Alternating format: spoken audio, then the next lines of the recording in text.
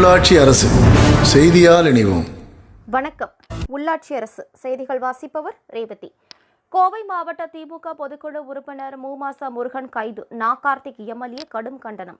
அமைச்சர் எஸ்பி வேலுமணி பற்றிய அவதூறு செய்தி இணையத்தில் பரப்பியதாக திமுக கழக பொதுக்குழு உறுப்பினர் மூமாசா முருகன் அவர்கள் மீது பொய் வழக்கு போட்டு நள்ளிரவு 1 மணிக்கு அழைத்து செல்லப்பட்டு இதுவரை எந்த ஒரு தகவலும் தெரிவிக்காமல் கோவை ராமநாதபுரம் D1 காவல் நிலையத்தில் வைத்துள்ளனர்.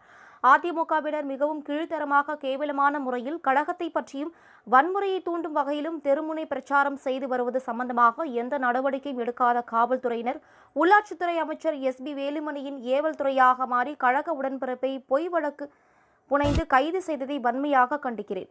தமிழக காவல்துறை உள்ளாட்சித்துறை அமைச்சர் எஸ்பி வேலுமணியின் ஏவல் துறையாக மாறி கழக உடன்பிறப்புகளின் மீது எத்தனை பொய் வழக்குகள் போட்டாலும் உள்ளாட்சி அமைப்புகளின் அமைச்சர் எஸ்பி வேலுமணி மாபெரும் ஊழல் முறைகேடுகள் செய்வதையும் மாநகராட்சி நிர்வாகத்தில் உள்ளாட்சித்துறை அமைச்சர் எஸ்பி வேலுமணியின் சகோதரர் எஸ்பி அன்பரசன் அத்துமீறல் செய்வதையும் கண்டித்து திமுக சார்பில் போராட்டங்கள் தொடர்ந்து நடைபெறும். காவல்துறையின் இந்த மிரட்டலுக்கு திமுக என்றும் அஞ்சாது.